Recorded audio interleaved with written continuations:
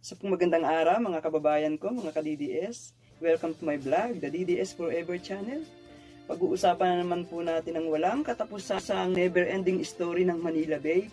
Dahil po hanggang ngayon, hindi po tumitigil yung mga critics natin, yung mga dilawan na sobrang inggit po sa pagpapaganda ng Manila Bay.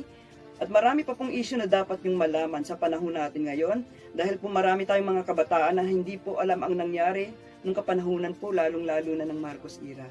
Pero kung hindi pa po kayo nag-subscribe, please subscribe na sa aking channel para maging updated po kayo sa aking mga latest video.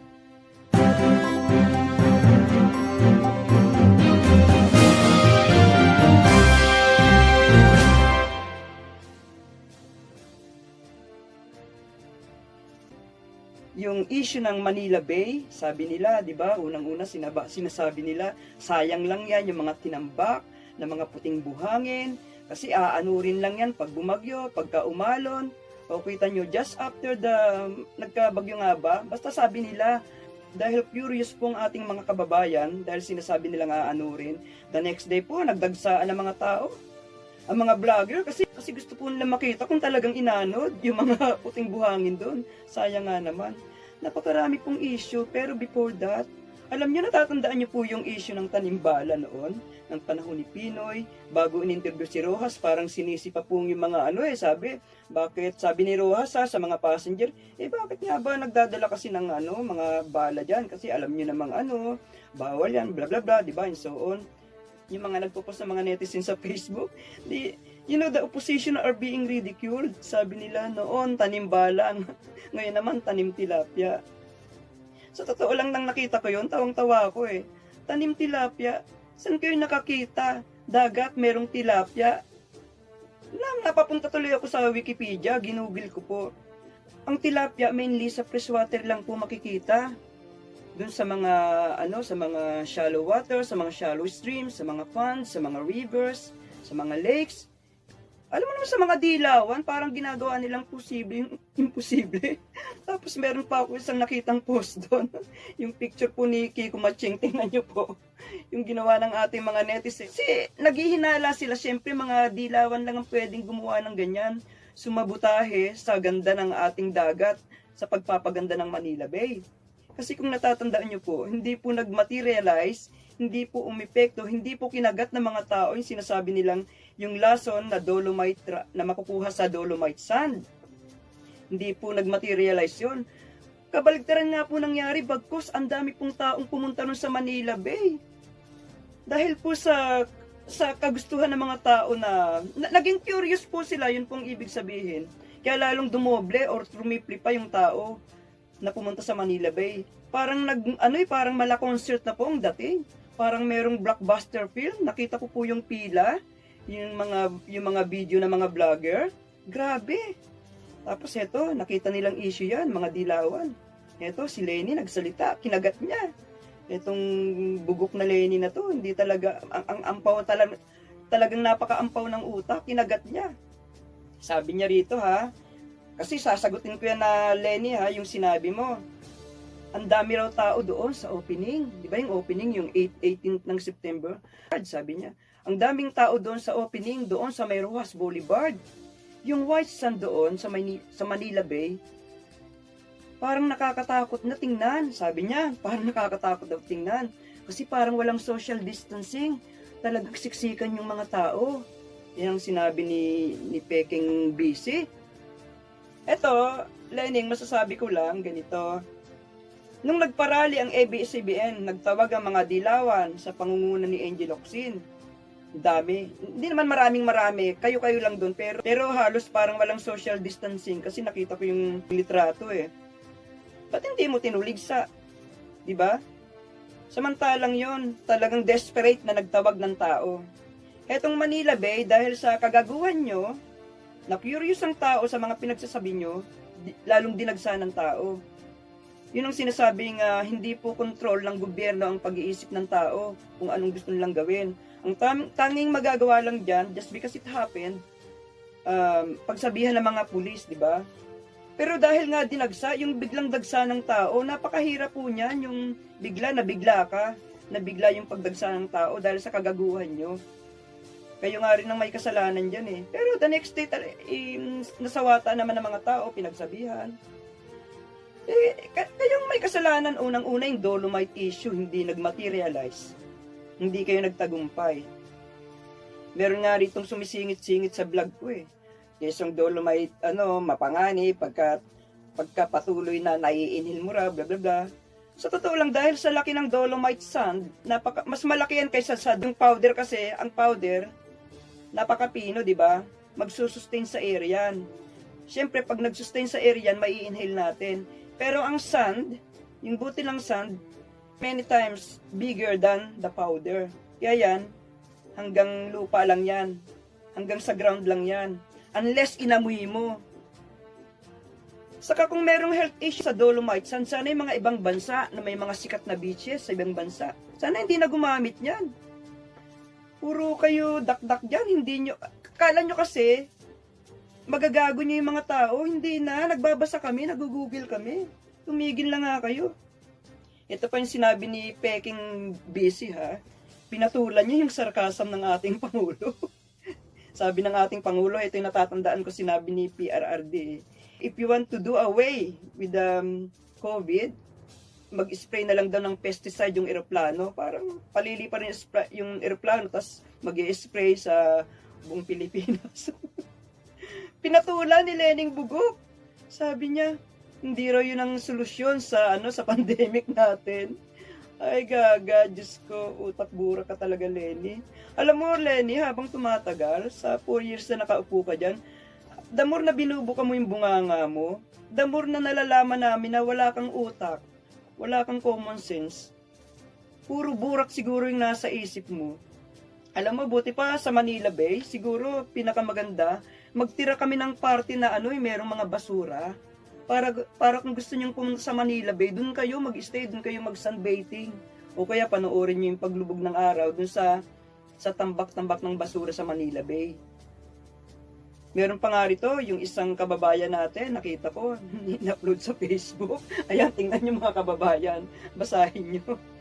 Diba, sabi niya sa placard, bawal ang mga dilawan dito sa Manila Bay. Dapat lang talaga pagbawalan kayo kasi kontrang-kontra kayo sa pagpapaganda ng Manila Bay. Ito nga may sinabi si Mayor Isko ang ganda po ng sinabi niya. Pakinggan po natin sandali. Today is the beginning of a better day for Manila Bay. At maaari may ilan na nagsasabing hindi napapanahon. Ang tanong ko sa inyo, kailan ang panahon para pangalagaan ang kapaligiran ng ating bansa? Sometimes we in government masyado kaming susceptible to pleasing a lot of people just to get elected or to be in position, to the point wherein we are now turning populist instead of being objective. Marami ngayon, kaliwat kanan, nagmamadali, may panahon para sa politika. Ako naman, nananawagan, huwag niyo nang idamay ang Maynila sa politika ninyo. Kailangan namin ito. Kailangan namin ng malinis na dagat. Kailangan namin ng malinis na ilog. Kailangan namin ng malinis na creek. Kailangan yon ng mga susunod na salinlahi namin. Let we pay the price today so that the next generation will have a better, vibrant city of Manila.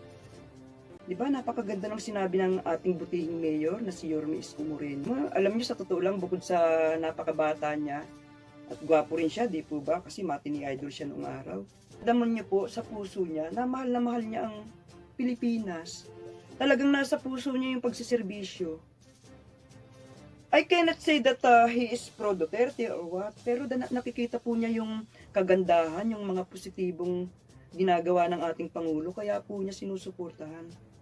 Biro nyo, tayo nasa gitna ng napakalaking problema, emotionally, mentally, financially, pating health po natin apektado lahat.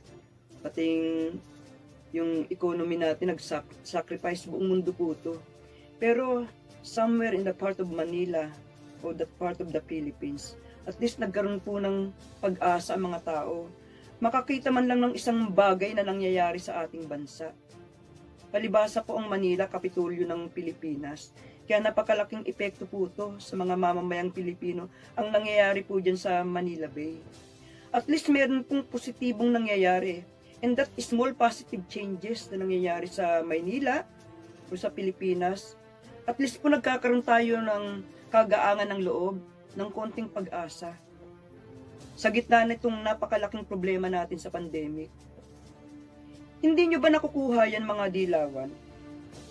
Kahit man lang sa konting pag-asa, konting kasiyahan ng tao. Kita nyo po, ipapakita ko po. Yung litrato ng mga tao, yung video na hindi po magkamayaw sa saya. Na nagtampisaw po sa tubig, nabasa yung mga sapatos, yung pantalon, kita nyo po. Kasi tuwang-tuwa po sila. Yung mga vlogger, people from all walks of life. Ipagkakait nyo pa ba yan sa atin? Yung basura noon, dekadang nandiyan, hindi nyo tinutuligsa. Ngayon, heto na. Sa totoo nga, merong ruling dyan ng Supreme Court in order nung December 18, 2008, obviously sa panahon po ni Gloria. Wala pong ginawa, di ba? Siguro, walang budget, walang panahon, or parang pinagkibit-balikat lang. Pero nagsimula yung pagdumi sa Manila Bay, after Marcos na talaga Siyempre, sa panahon ni Cory. Tapos nang lumaon, nagpile yung mga basura, hindi pinansin, wala po ni isa man sa nakarang leader. Kita ko po yung picture mga leader natin. Kita nyo naman, di ba, kung sino-sino sila. From Cory, to Ramos, to Erap, to Gloria, lalong-lalo na kay Pinoy kasi masyado nang malala.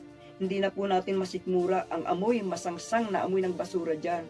Visually, hindi rin maganda, di po ba? Nakaka-apekto sa health ng mga tao, sa economy natin. Talagang nakakahiya ang imahe ng Pilipinas dahil po sa mga basura na yan na hindi pinansin ng mga nakaraang administrasyon. Finally, heto po, sa panahon ni Duterte, nagkaroon ng kaganapan, gumanda, nilinis, pinaganda. Tapos ngayon, pilit niyong sinisiraan. Meron pa kayong tanim tilapia na nalalaman. Kahit itong bugok na kita mo, si Kiko Matching, he is being ridiculed ng mga tao sa Facebook. Nakita ko po yan, may nag-upload. Ginagawa kayong katatawanan. Ang sinabi dyan, di ba, imbis na pinabibili niya yung tulingan, bakit tilapia? Kasi very obvious. Tilapia, hindi po mabubuhay dyan sa dagat. Kahit nga si Mayor Isko, di ba? Saan na ba sinabi niya? Nagdududa siya na bakit mayroong tilapia dyan. Kasi di ba ang tilapia hindi nga nabubuhay sa dagat. Hindi kayo nagtagumpay sa inyong Dolomite. Biro nyo, front page ng mga Inquirer. Ewan ko, kasama yata yung GMA dyan. Sinabi ayun, naka-front page. Kasi pinagigiitan nyo na ang Dolomite poisonous. Hindi pinansin ng mga tao. Ngayon, para ma-justify yung sinabi nyong poisonous, kailangan merong mamatay na isda. Siguro merong isang nakaisip na dilawan na, sige, lagyan natin ng mga patay na isda para matakot ang tao. Nasabihin ng tao na, totoo nga ang sinabi ng mga dilawan na poisonous, kita nyo yung mga isda na namatay sa dagat. Pero hindi nila iniisip yung isdang nilagay, pwedeng mabuhay dyan sa dagat. Kasi po, sa freshwater lang siya nabubuhay. Sa mga river, sa mga shallow stream, sa mga lake, sa mga pond, hindi po sa dagat. Kita may mga kukote nito, mga bugok na to. Siguro inutusan, o sige, dalawang yata yung nakuha ron, ilang banyera yung nakuha ron, tinapo na lang doon. Ayan, kita nyo yung mga fish kill daw, sinasabi nila. Diba? Front page, ang galing. Dead fish on Manila Bay raises question Dolomite on Manila Bay. Kasi gusto nga nila i-justify na yung sinasabi nilang Dolomite nakakalason. Hindi naniwala ang tao. Ang ginawa nila, nagtanim sila ng tilapia. Tinaniman ng tilapyang patay. Kung sino man yung inutusan nilang bugok siguro, hindi na nakaisip kahit anong isda na lang ang bilhin.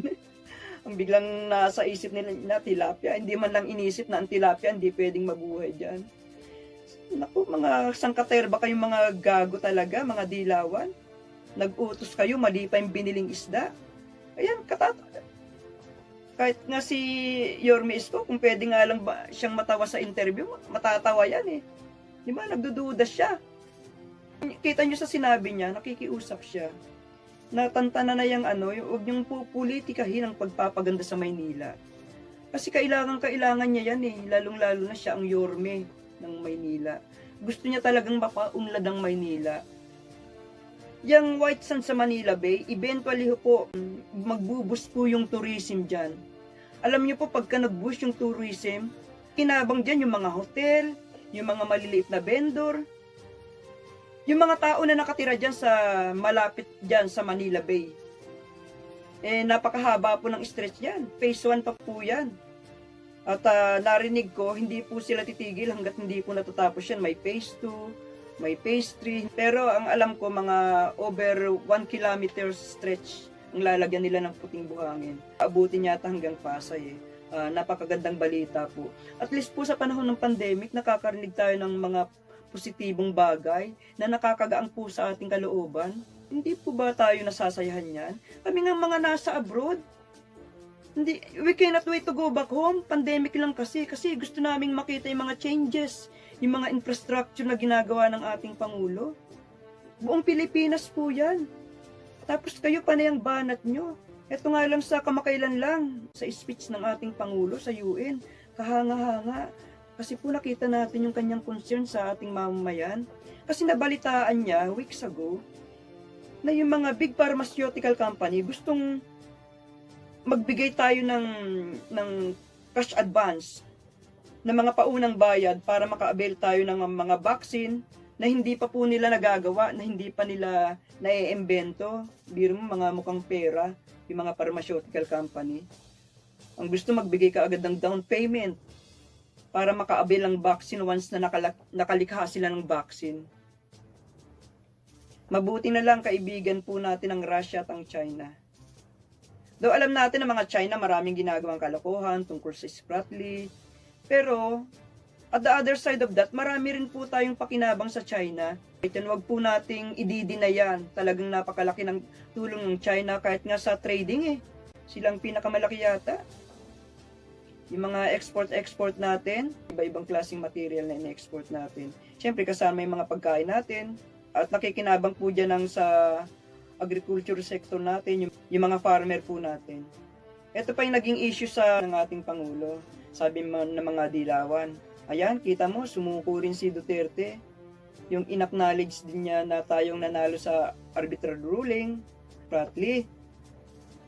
Kasi ganito po yun, ang Pangulo po natin, hindi po atake ng atake yan. Napakahalaga po rito yung timing. At heto na po yung pinakamagandang timing na ginawa niya, nagsalita siya sa EU, sa harap po ng napakaraming nasyon. Kasi kung kuda ka ng kuda, wala ka sa lugar, atak ka ng atak dun sa kalaban na alam mo na hindi mo kaya, talo ka dyan. Kumbaga sa sundalo, meron kang panlaban sa gera. Ikaw ay balot na balot ng mga armas. At the same time, meron ka pong backup. Ganyan pong ginawa ng ating Pangulo. Kaya doon niya sinabi sa speech niya sa UN, yung tayo po ang nanalo sa arbitration case laban sa China. At atin po yun. Kasi ang gusto ng mga dilawan, sugod ng sugod. Parang lalaban ka sa gera na wala sandata. Ayun ang gusto mangyari ng mga dilawan.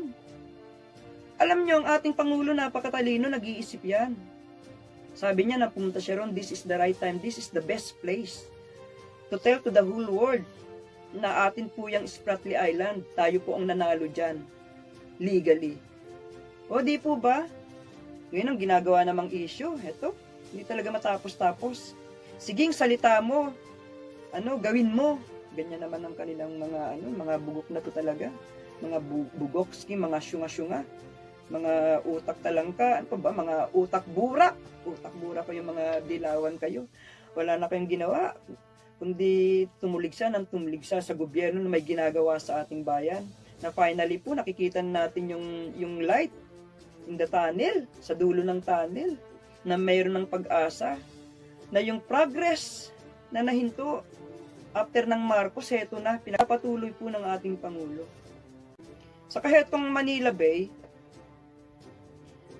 tawagin ko sana itong Battle of Manila Bay kasi ito battle ng mga bugok na dilaw na laging kumukontra sa White Sands sa Manila Bay. May dolomite issue pa sila, merong tanim tilapia issue na hindi kinagat ng tao. Tapos heto nga, nagkaroon ng malakas na pag-alon dyan, hindi naman inanod yung sand, kaya mga tao nagpuntahan uli. Dahil curious, inanod nga ba? Kasing issue nilang unang-una dyan, nagsasayang lang ng pera ang gobyerno dahil aanurin nga raw yan puting buhangin na yan. Pero kita nyo ang nangyari. Malalakas na alon. Ang nangyari kinabukasan, nagpuntahan ng mga tao, hindi inanod yung puting buhangin. Ang DENR po natin, ang nagsaliksik po yan sa scientific study at nagkaroon po ng concession sa napakaraming ahensya bago po ginawa yung bagay na yan. Siyempre, sino ba naman ang taong gustong magsayang ng pera, lalo na sa panahon ng pandemic? Isa pa nga yung issue na yan sabi nila. Sabi nga ni Villanueva, natatandaan ko weeks ago, imbis na lang daw gastusin dyan sa Manila Bay, dapat tinulong na lang daw dun sa pandemic sa mga tao. Ang DENR, siya po ang nagbigay ng napakalaking kalta sa budget nila para sa pandemic. Siyempre, bawat ahensya nag-donate para makatulong po sa pagsugpo sa pandemic. Pero hindi po natin pwedeng itigil ang proyekto just because we want to concentrate on certain problem.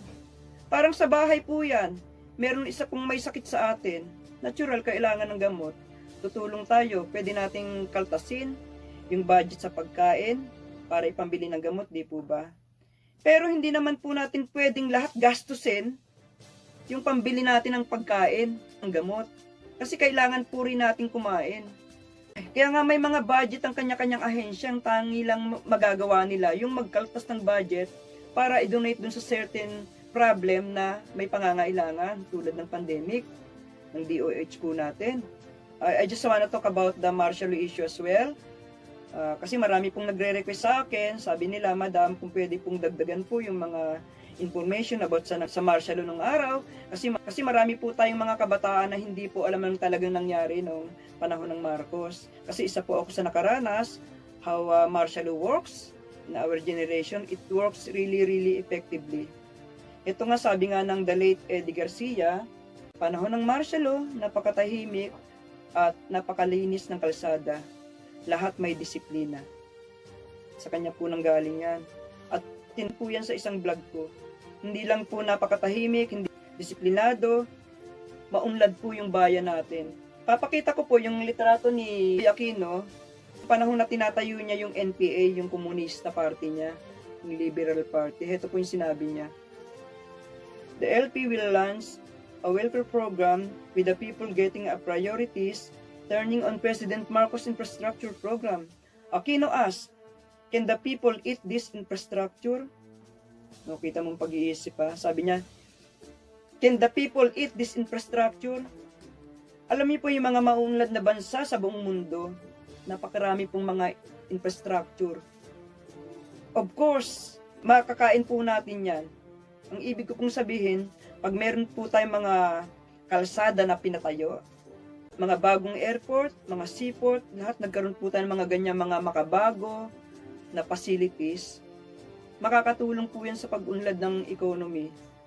Pag maunlad po ang economy, maraming trabaho. Maraming trabaho, maraming makakakain. Opo, makakain po yan. Yan pong mentality ni Ninoy noon. Kita nyo, nang upo si Cory, lahat pinahinto.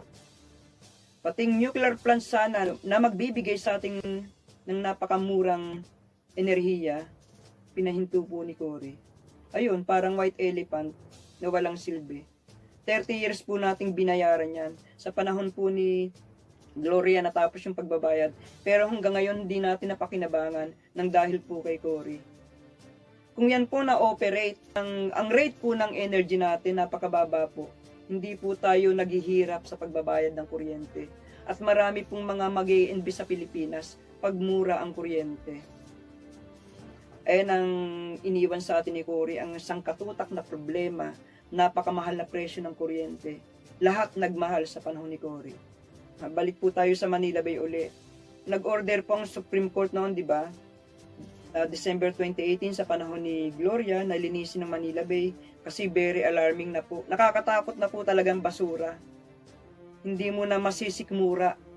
Masyadong pag tiningnan nyo, mangingilabot ka, maiiyak ka. Dahil sa sobrang dugyot na Manila Bay. Hindi po pinansin, nag-ibit-balikat ang gobyerno. Nagsalita uli ang Supreme Court, isave daw ang Manila Bay sa panahon na ni Pinoy. That was August 2, 2014. Pero alam mo po, ang sabi ni Pinoy, wala po tayong budget dyan, napakamahal. Biro nyo, wala raw silang budget. Pero kita mo kung ano ginawa ni PRRD. Sa isang tawag lang, ganun sa mga tao, libo-libong nagboluntaryo, naglinis sa Manila Bay. Hindi lang po isang araw yan. Ilang linggo po ang lumipas, patuloy po ang pagdagsa ng tao para maglinis. Voluntaryo, libre. Kaya iba po talaga ang presidente na mayroong political will. Political will po ang ginamit ng ating Pangulo. Siyempre, the rest, kailangan i-maintain. Kailangan meron ng mga permanenteng tao na talagang maglilinis, mag-maintain ng kalinisan dyan. And the rest is history. Nakita nyo naman po. Patuloy na gumaganda at gumaganda at gumaganda ang ating bayan. Kaya kayo mga dilawan kayo, magsitigil na kayo, mga sintu-sintu kayo. Wala na kaming maasahan talaga. Bawat buka ng bibig nyo, para nyo kaming pinapatay inside. Hindi na nga kayo nakakatulong, perwisyo pa kayo sa bayan. Dapat hindi na kayo dyan sa Pilipinas eh. Dapat mag-ibang bansa na kayo. Kasi puro kayo perwisyo. Alam namin na merong mga oligarko, mga gambling lord, na nagpipinansa nyo, kaya kayo ganyan. Ikaw, Lenny, mag-isip-isip ka. Kung iniisip mo, pinagdadasal mo na mamatay si Tatay Digong, at iniisip mo na legally, constitutionally kang uupo, magkakaroon po ng gera patani. Magkakaroon po ng revolution. Ayaw po namin kasi alam namin na hindi ka legal na nakaupo dyan. Hindi po kami papayag. Saka anong klaseng pag-iisip yan, Lenny? Pinapanalangin mo na merong mangyari sa ating Pangulo para ikaw uupo? Wala ka talagang malasakit, Lenny. Napaka-bobo mo na nga, burak ang utak mo, wala ka pang puso para sa amin. Kaya kahit kailan hindi ka pwedeng maupo as sa president namin.